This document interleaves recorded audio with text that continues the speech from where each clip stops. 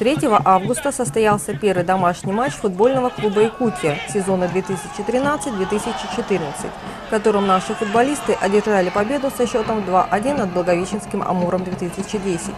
Матч получился крайне напряженным. Было много борьбы, оппоненты на протяжении всего матча демонстрировали свой крепкий характер.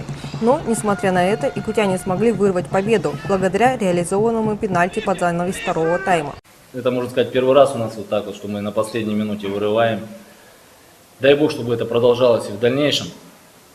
Ну, результатом, конечно же, игры доволен.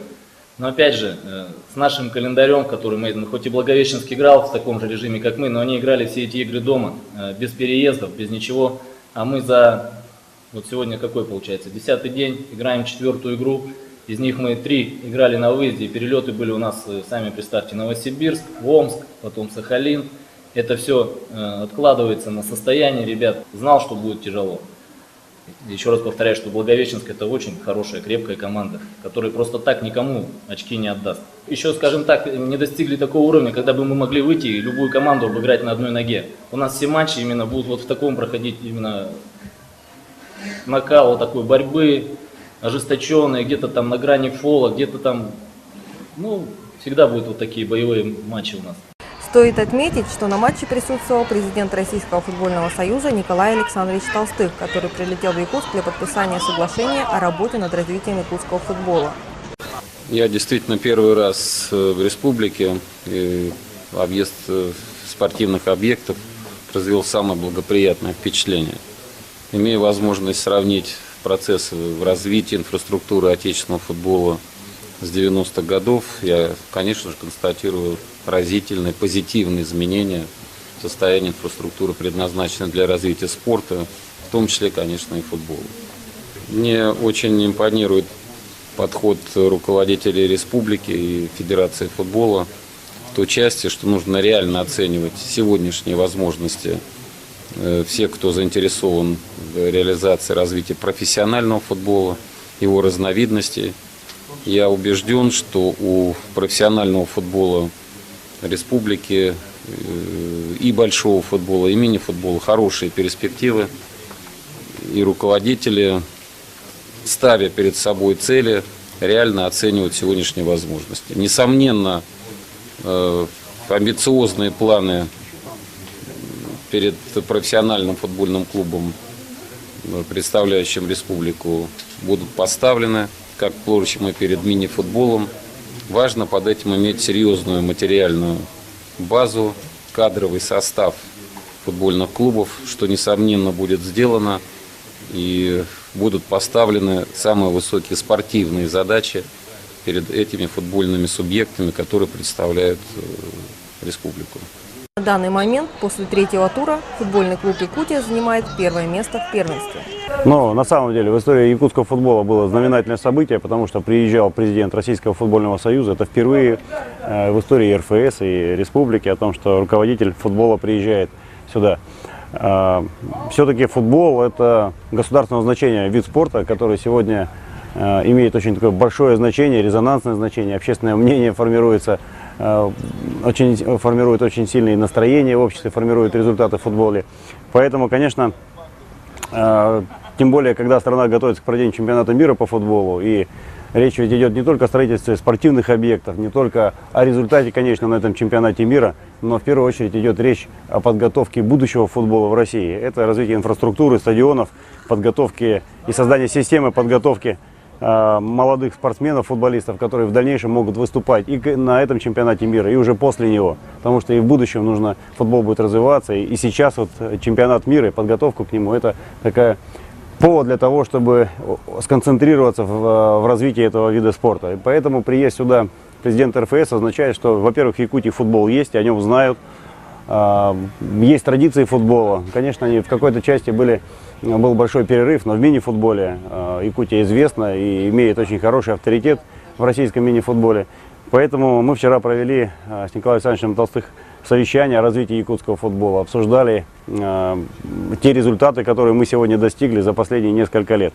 Результаты у нас в этом году очень хорошие. Наши ребята победили в спартакиаде школьников на Дальнем Востоке. 2 возраста выиграли финал Дальнего Востока кожаного мяча. наша футбольная школа выиграла Дальний Восток среди спортивных футбольных школ. Это очень такие существенные, значимые результаты, которые не были бы возможны, если бы предыдущие 2-3 года не было столь активной работы, которая сегодня есть. Конечно, создание инфраструктуры, в частности, вот футбольный манеж в Якутске, новые футбольные поля, и не только в Якутске, в той же Чурапче мы постелили поле, в Вилюйске замечательное футбольное поле, в других муниципальных районах, вот в Ленске осенью нынешнего года вступит футбольное поле с естественным газоном. Это все будет создавать основу для того, чтобы было где играть.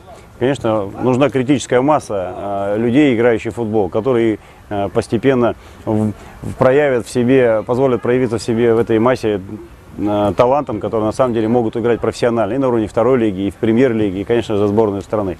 Поэтому вчера мы с президентом республики и Николаем Александровичем Толстых подписали соглашение между республикой и Российским футбольным союзом, в котором оговариваются определенные действия со стороны республики и РФС в части развития футбола. Ну, в частности, РФС нам будет помогать в выделении футбольных полей, футбольных газонов для замены тех существующих, укладки новых, укладки футбольных мини-футбольных площадок.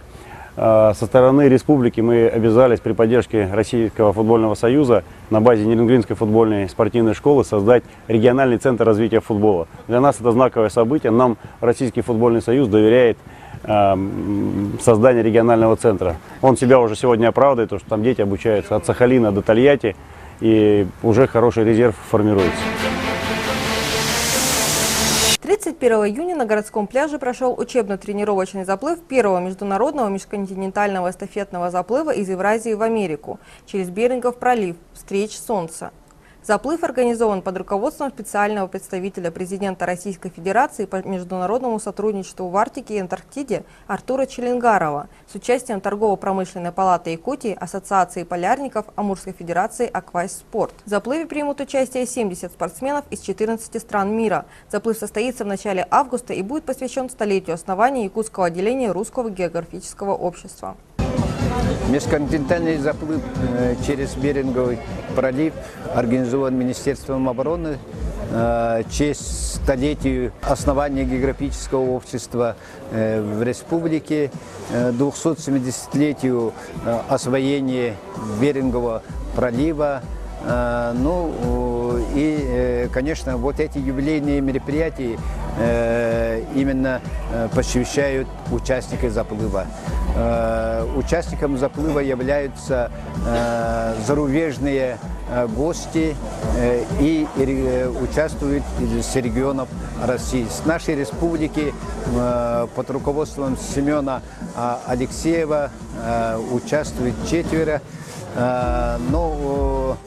Будут преодолевать более 70 километров. Заплыв будет идти эстафетным методом. Каждый участник будет плавать 20 минут при градусе плюс 8. В воде будет плюс 8 градусов. Действительно, это, с одной стороны, очень сложно. И раньше такого заплыва не было. От имени Министерства спорта поздравляю всех физкультурников республики. Нас радует, что каждым годом число физкультурников растет. Каждым годом и регулярно занимающихся физической культурой спортом действительно растет. И сегодня я хочу поздравить всех работников физической культуры и спорта, тренеров, учителей физкультуры профессиональным праздником. Быть учителем физкультуры – это престижно. Действительно, учителя физкультуры готовят детей к жизни и являются примером для детей-школьников. Но тренеры имеют тоже благородную профессию. От работы тренеров зависит престиж школы, района, республики и страны. Я призываю всех коллег хорошей работы с патриотизмом, полной отдачей. Желаю всем удачи. Еще раз праздников. 1939 года в нашей стране отмечают праздник, который считают своим миллионы наших сограждан – День физкультурника. В связи с этим 10-11 августа мы приглашаем вас на массовые спортивные мероприятия, посвященные празднованию Всероссийскому дню физкультурника во всех улусах и городах республики. На городском пляже пройдет чемпионат республики по пляжному волейболу, а также республиканский турнир по армспорту. На спортивной площадке по улице Губина 8/3 пройдет республиканский турнир по уличному баскетболу. И стадион Туймада ждет футбольных болельщиков на матч 1/64 финала Кубка России по футболу, тур чемпионата города Якутска по футболу. В здоровом теле здоровый дух.